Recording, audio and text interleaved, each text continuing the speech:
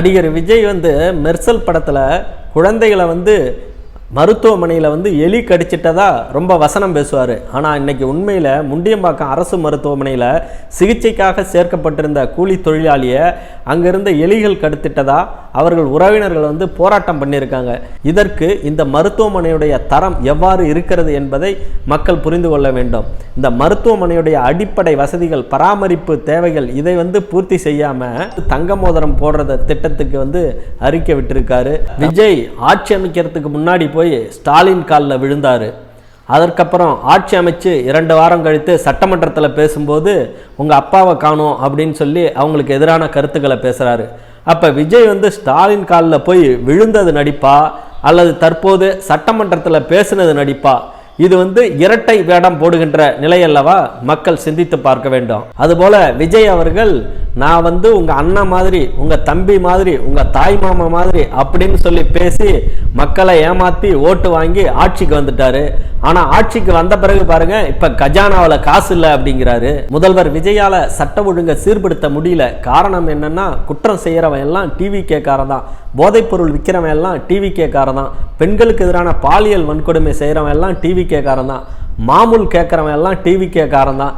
இப்படி இருக்கிறதுனால இந்த ஆட்சி சட்ட ஒழுங்கு சீர்கேடு அதிகமாகி குற்றங்களை தடுக்கிறதுல இந்த ஆட்சி ரொம்ப திணறிக்கிட்டு இருக்கு. 2 நாளைக்கு முன்னாடி போதைப்பொருள் ஒழிப்பு மாரத்தான் வந்து நடத்தினாங்க. அதில் வந்து முதல்வர் விஜயும் அமைச்சர் ஆதவ அர்ஜுனாவும் கலந்துக்கிட்டாங்க.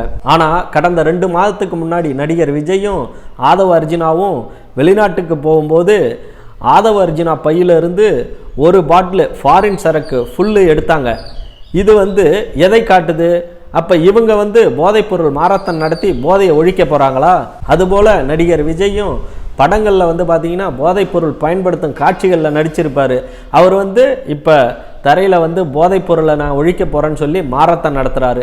அப்போ இரட்டை நிலைப்பாட்டை வந்து கையில் எடுத்திருக்கிறார். வைகோ அவர்கள் மீட்டிங்கில் வந்து பேசினது என்னன்னா, நடிகர் விஜய் வந்து வைகோ கட்சியுடைய எம்எல்ஏக்களை வந்து 2 பேரை ராஜினாமா பண்ண சொல்லிட்டு தாவேக்காவில் வந்து சேர சொன்னதாகவும், அதற்கு பிறகு டிவிகே சின்னத்திலேயே வந்து நின்று திரும்ப ஜெயிக்கலாம் என்று சொன்னதா வைகோ அவர்கள் வந்து தெரிவிச்சிருக்காரு. அப்போ இது குதிரை பேர அரசா இல்லையா என்பதை மக்கள் புரிந்து கொள்ள வேண்டும்.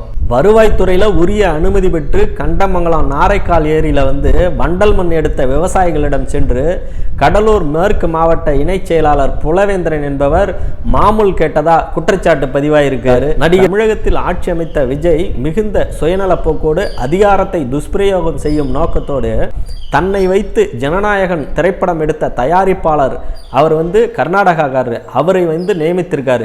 ஏன் தமிழ்நாட்டில் வந்து எந்த தமிழரும் தகுதியுடையவர்கள் இல்லையா? அல்லது டிவிகே கட்சியை சார்ந்த நபர்கள் கூட தகுதியுடைய நபர்கள் இல்லையா?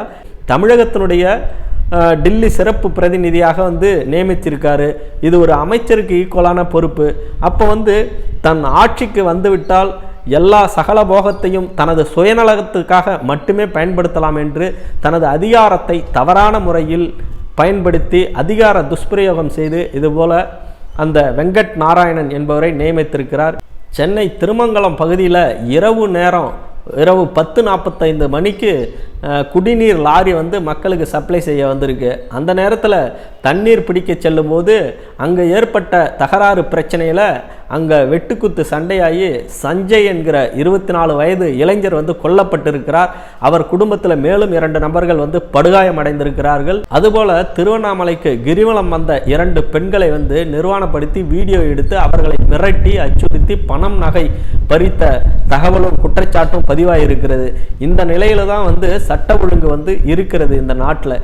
இதையெல்லாம் வந்து அவர் கவனத்தில் கொண்டு வந்து, அதாவது தவறு நடக்கும் முன்பாக அதை தடுப்பது எவ்வாறு என்ற வியூகத்தை வந்து வகுக்கணும், அதற்கான ஃபார்முலாவை கண்டுபிடிக்கணும் அப்படிங்கிறதா மக்கள் கோரிக்கையாக இருக்குது.